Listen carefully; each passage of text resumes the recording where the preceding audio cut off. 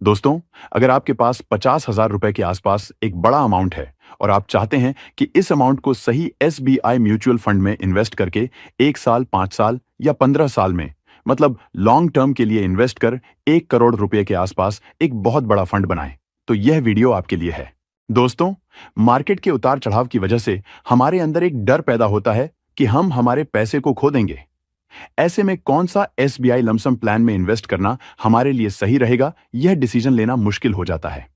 इस वीडियो में हम आपको वह सारी जानकारी देंगे जो आपको सही डिसीजन लेके सही फंड चुनने में मदद करेगा। इस वीडियो में हम आपको 4 ऐसे एसबीआई म्यूचुअल फंड के बारे में बताएंगे जो आपका इन्वेस्ट किया हुआ पैसे को एक बहुत बड़े अमाउंट जैसे हाइपोथेटिकल 1 करोड़ रुपए में बदल सकते हैं। मगर आपकी रिस्क लेने की क्षमता के आधार पर ही चुनें कि कौन सा फंड आपके लिए सबसे सही रहेगा। इन चारों में से कोई भी एक फंड आपके लिए जरूर फायदेमंद साबित हो सकता है। आज हम इन 4 फंड्स के बारे में विस्तार से बात करेंगे, खासतौर पर एलटीसीजी यानी long term capital gains tax कटौती के बाद मिलने वाले रिटर्न्स, और यह फंड्स आपका पैसा कहां निवेश करते हैं, और सबसे महत्वपूर्ण बात कि आपके लिए कौन सा प्लान बेस्ट रहेगा। तो बिना देर किए चलिए वीडियो शुरू करते हैं। लेकिन वीडियो शुरू करने से पहले हर बार की तरह एक छोटी सी रिक्वेस्ट, अगर इस वीडियो से आपको कोई वैल्यू मिल रही है तो इसे लाइक जरूर करें, चैनल को सब्सक्राइब करें और अपने दोस्तों परिवार के साथ शेयर करें ताकि उन्हें भी फायदा हो। यह वीडियो सिर्फ जानकारी देने के उद्देश्य से है। पैसे कहां निवेश करने हैं, इसका अंतिम फैसला आप अपने फाइनेंशियल एडवाइजर से सलाह लेकर ही लें। दोस्तों, सबसे पहले आप में से जिन लोगों को लमसम प्लान के बारे में पता नहीं है, उनके लिए लमसम प्लान क्या है और यह एसआईपी से अलग क्यों है, उसके बारे में थोड़ा बता देता हूं। देखिए, एसआईपी यानी सिस्टमेटिक इन्वेस्टमेंट प्लान में आप हर महीने एक छोटी रकम इन्वेस्ट करते हैं। यह एक डिसिप्लिन तरीका है। वहीं लमसम में आप एक ही बार में एक बड़ी रकम इन्वेस्ट कर देते हैं। इसका सबसे बड़ा फायदा है पावर ऑफ कंपाउंडिंग की जबरदस्त शुरुआत। जब आपका पूरा पैसा पहले दिन से ही मार्केट में लग जाता है तो उसे बढ़ने के लिए ज्यादा टाइम मिलता है और कंपाउंडिंग का असर भी ज्यादा होता है। लेकिन लमसम इन्वेस्टमेंट का एक बड़ा चैलेंज है मार्केट की टाइमिंग। जब मार्केट गिरा हुआ हो तब लमसम इन्वेस्ट करना सोने पर सुहागा हो सकता है, लेकिन ऊंचे मार्केट में इन्वेस्ट करना थोड़ा रिस्की हो सकता है। तो लमसम किसे करना चाहिए? जिनके पास अचानक कोई बड़ी रकम आई हो, जो इन्वेस्टर्स मार्केट के उतार चढ़ाव को समझते हैं और थोड़ा रिस्क ले सकते हैं, और जिनका इन्वेस्टमेंट का नजरिया कम से कम 5 से 7 साल या उससे ज्यादा का हो। अभी सोच के बताइए, क्या आप लमसम इन्वेस्टर हैं? अगर हैं तो कमेंट में जरूर यस टाइप कीजिए, जिससे मुझे पता चले कि लमसम इन्वेस्टमेंट में आप बहुत ही इंटरेस्टेड हो। तो सबसे पहले जिस फंड के बारे में बात करेंगे वो है एसबीआई लार्ज कैप फंड। यह फंड लो रिस्क लेने वालों के लिए बना हुआ है। जैसा नाम से ही पता चल रहा है, यह एक लार्ज कैप फंड है। मतलब यह आपका पैसा देश की 100 सबसे बड़ी और सबसे मजबूत कंपनियों में लगाता है। ये वो कंपनीज हैं जो सालों से मार्केट में टिकी हुई हैं और लीडर्स हैं। अगर आप एक ऐसे इन्वेस्टर हैं जो स्टेबिलिटी चाहते हैं और ज्यादा रिस्क नहीं लेना चाहते, तो यह फंड आपके लिए एक बेहतरीन ऑप्शन है। लार्ज कैप कंपनीज मार्केट के उतार चढ़ाव में छोटी कंपनीज के मुकाबले ज्यादा स्टेबल रहती हैं। इसका फंड साइज काफी बड़ा है। इसका AUM यानी एसेट्स अंडर मैनेजमेंट 55,879 करोड़ है, जो इस पर इन्वेस्टर्स का भरोसा दिखाता है। पिछले 5 सालों में इस फंड ने लगभग 16.25% का सालाना रिटर्न दिया है। यह फंड जब से लॉन्च हुआ तब से लेके आज तक लगभग 18 साल में 15.30% का CAGR यानी सालाना रिटर्न दिया है। इसके टॉप होल्डिंग्स में HDFC बैंक, ICICI बैंक और L&T, इन्फोसिस जैसे दिग्गज नाम शामिल हैं। तो अगर आप सेफ्टी के साथ एक अच्छी ग्रोथ चाहते हैं तो SBI लार्ज कैप फंड आपके लमसम अमाउंट के लिए एक सॉलिड चॉइस है। चलिए अब देखते हैं पावर ऑफ कंपाउंडिंग का कमाल। अगर आपने इस फंड में 50,000 रुपए का लमसम इन्वेस्ट किया होता तो 15.30% के हिस्टोरिकल एनुअल रिटर्न के हिसाब से आपकी इन्वेस्टमेंट की वैल्यू हो सकती थी 10 साल में लगभग 2,07,617 रुपए, 20 साल में लगभग 8,62,097 रुपए, 25 साल में लगभग 17,56,721 रुपए। 1,25,000 रुपए के ऊपर जब आपका फंड का वैल्यू होता है, तब आपको फंड विड्रॉल करते समय LTCG यानी long term capital gains tax देना पड़ता है, जो 12.5% है। 25 साल बाद आपका 50,000 रुपए का इन्वेस्टमेंट का कुल वैल्यू टैक्स के बाद लगभग हाइपोथेटिकल 15,43,381 रुपए होगा। लेकिन हाँ, एक बात ध्यान में रखना जरूरी है, जो रिटर्न आप यहां देख रहे हैं वह पक्के नहीं है। मार्केट ऊपर नीचे होता रहता है, इसलिए रिटर्न कभी ज्यादा हो सकते हैं और कभी कम भी। आपको लग रहा होगा कि 15 लाख 25 साल में तो बहुत ही कम है। हाँ, सही बोला आपने। इसीलिए वीडियो अंत तक देखिए, आपकी ख्वाहिश पूरी हो जाएगी। फंड नंबर 2 है एसबीआई कॉन्ट्रा फंड। यह उन इन्वेस्टर्स के लिए है जो मार्केट से हटकर सोच सकते हैं। कॉन्ट्रा का मतलब है विपरीत। यह फंड अच्छी कंपनीज के शेयर्स को कम दाम पर खरीदता है जो किसी वजह से टेम्परेरी तौर पर मार्केट की नजरों में नहीं है या अंडरवैल्यूड है। 2026 के लिए एक स्मार्ट चॉइस क्यों है? जब पूरा मार्केट कुछ खास स्टॉक्स के पीछे भाग रहा होता है, तब यह फंड छुपे हुए हीरो को तलाशता है। जब मार्केट उन अंडरवैल्यूड स्टॉक्स की असली कीमत पहचानता है, तो इस फंड के रिटर्न जबरदस्त होते हैं। इसके नंबर्स भी काफी इंप्रेसिव हैं। इसका फंड साइज यानी एयूएम लगभग 49,967 करोड़ का है। एसबीआई कॉन्ट्रा फंड ने पिछले 5 साल में लगभग 23.54% का शानदार सीएजीआर रिटर्न दिया है। अगर आप एक पेशेंस इन्वेस्टर हैं और मार्केट के सेंटिमेंट के ठीक होने का वेट कर सकते हैं, तो एसबीआई कॉन्ट्रा फंड आपके लमसम पोर्टफोलियो के लिए सही रहेगा। चलिए अब देखते हैं इस स्ट्रेटजी का रिजल्ट। अगर आपने इस फंड में 50,000 रुपए का लमसम इन्वेस्ट किया होता, तो 16.5% के हिस्टोरिकल एनुअल रिटर्न के हिसाब से आपकी इन्वेस्टमेंट की वैल्यू हो सकती थी 10 साल में लगभग 2,30,266 रुपए, 20 साल में लगभग 10,60,446 रुपए, 25 साल में लगभग 22,75,716 रुपए। एलटीसीजी कटने के बाद आपको मिल सकता था लगभग हाइपोथेटिकल 20,13,126 रुपए। याद रखो, जो रिटर्न दिख रहे हैं वो फिक्स नहीं है।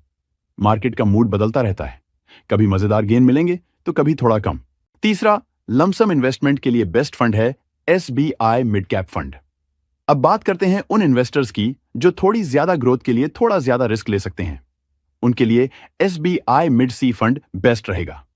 यह फंड मिड कैप कंपनीज में इन्वेस्ट करता है, यानी वह कंपनीज जो लार्ज कैप बनने की राह पर हैं और जिनमें ग्रोथ का जबरदस्त पोटेंशियल होता है। 2026 के लिए क्यों है यह खास? मिड कैप फंड्स में लार्ज कैप से ज्यादा ग्रोथ की क्षमता होती है। एसबीआई मिड कैप फंड ने लगातार अपने बेंचमार्क को बीट किया है और 2026 में भी इसके अच्छे परफॉर्मेंस की उम्मीद है। इसका फंड साइज यानी एयूएम लगभग 22,010 करोड़ रुपए का है। इस फंड का 5 साल का सालाना रिटर्न लगभग 27.15% के बीच रहा है। यह फंड अपना पैसा फाइनेंशियल, ऑटोमोबाइल और कैपिटल गुड्स जैसे सेक्टर में लगाता है। अगर आप 7 से 10 साल के लिए इन्वेस्टेड रह सकते हैं और मार्केट के उतार चढ़ाव से नहीं घबराते, तो यह फंड आपके पैसे को तेजी से बढ़ा सकता है। यह फंड जब से लॉन्च हुआ तब से लेके आज तक 19.10% का सीएजीआर यानी सालाना रिटर्न दिया है। तो चलिए अब देखते हैं मिड कैप का दम। अगर आप इस फंड में 50,000 रुपए का लमसम इन्वेस्ट करते, तो 19.20% के हिस्टोरिकल एनुअल रिटर्न के हिसाब से आपकी इन्वेस्टमेंट की वैल्यू हो सकती थी 10 साल में लगभग 2,87,136 रुपए, 20 साल में लगभग 16,48,941 रुपए, 25 साल में लगभग 39,51,519 रुपए। 12.5% एलटीसीजी टैक्स कटने के बाद आपको मिलेगा लगभग हाइपोथेटिकल 34,79,454 रुपए। दिखाए गए रिटर्न बस हिस्ट्री के हैं। मार्केट कभी ऊपर जाता है, कभी नीचे, तो आगे रिटर्न बदल सकते हैं, कभी उम्मीद से ज्यादा और कभी थोड़ा कम। और अब आपकी ख्वाहिश पूरी करने वाला फंड। फंड नंबर 4 एक ऐसा फंड है जिसमें रिस्क भी हाई है, रिटर्न भी बहुत ज्यादा है। यह फंड है SBI gold direct plan growth, मतलब गोल्ड में इन्वेस्ट करने का सबसे शानदार और डायरेक्ट तरीका। यह फंड खास तौर पर गोल्ड ईटीएफ में इन्वेस्ट करता है, जो दुनिया का सबसे भरोसेमंद और क्लासिक एसेट है। 2026 में इसमें इन्वेस्ट क्यों करें?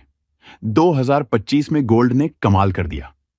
इसमें लगभग 60 से 70% की धमाकेदार रैली मिली है।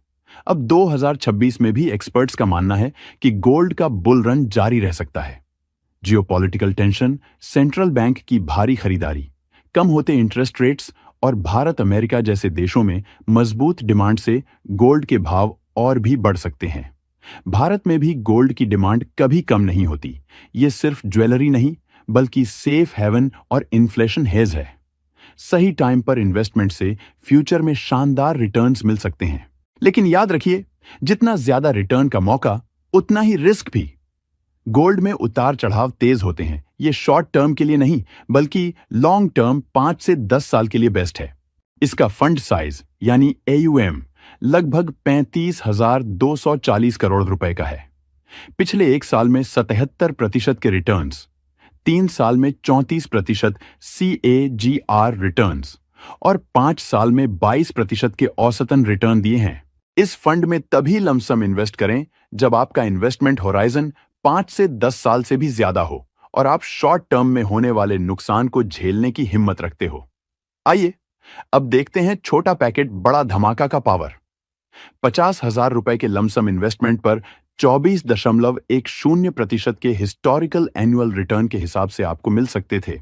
10 साल में लगभग 4,33,199 रुपए, 20 साल में लगभग 37,53,234 रुपए, 25 साल में लगभग 1,10,47,514 रुपए। यह है हाई रिस्क का हाई रिवॉर्ड, लेकिन सिर्फ लॉन्ग टर्म और स्ट्रॉन्ग हार्ट वाले इन्वेस्टर्स के लिए। 12.5% LLTCC टैक्स के बाद आपको मिल सकता था लगभग हाइपोथेटिकल 96 लाख। एक बात समझ लो, रिटर्न सिर्फ अभी के हिसाब से हैं। आगे चलकर यह ज्यादा भी हो सकते हैं और कम भी, क्योंकि मार्केट का मूड हर वक्त बदलता रहता है। तो यह थे 2026 के 4 बेस्ट SBI लमसम प्लान्स। लेकिन अब सबसे बड़ा सवाल यह है कि इनमें से आपके लिए कौन सा सही है। इसका जवाब 3 चीजों पर डिपेंड करता है: आपका गोल, आपका टाइम होराइजन और आपका रिस्क प्रोफाइल। अगर आप कम जोखिम चाहते हैं तो 5 से 7 साल के लिए SBI लार्ज कैप फंड चुनें। अगर आप थोड़ा जोखिम ले सकते हैं तो 7 से 10 साल के लिए SBI कॉन्ट्रा फंड अच्छा हो सकता है। मीडियम रिस्क लेने वालों के लिए 7 से 10 साल का SBI मिड कैप फंड सही रह सकता है। और अगर आप हाई रिस्क लेने को तैयार हैं तो 5 साल से ज्यादा के लिए SBI गोल्ड फंड काफी पॉपुलर है। हमेशा अपने पोर्टफोलियो को डाइवर्सिफाई करें। आप चाहे तो अपनी लमसम अमाउंट को इन चारों फंड्स में डिवाइड भी कर सकते हैं।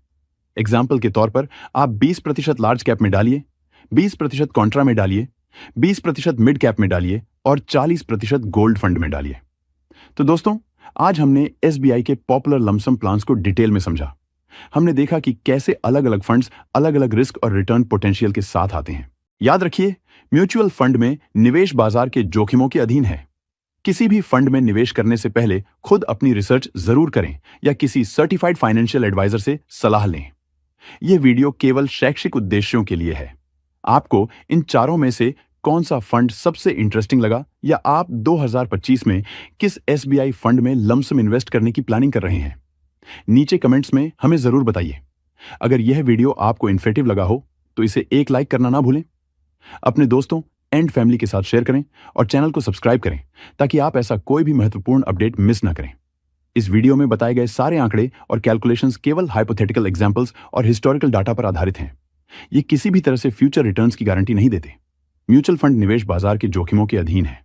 किसी भी निवेश का फैसला करने से पहले अपनी खुद की रिसर्च करें या किसी सर्टिफाइड फाइनेंशियल एडवाइजर से सलाह लें।